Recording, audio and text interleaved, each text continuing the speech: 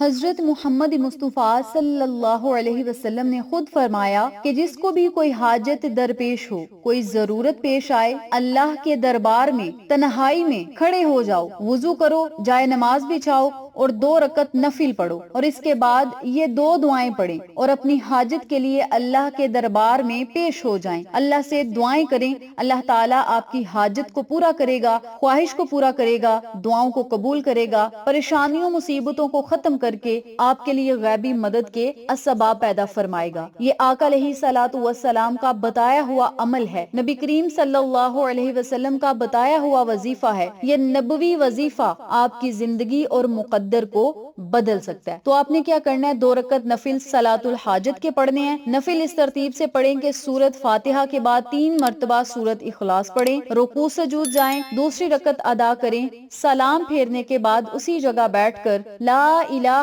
الا اللہ الحلیم الکریم، لا الہ الا اللہ الحلیم الکریم، لا الہ الا اللہ الحلیم الکریم، لا الہ الا اللہ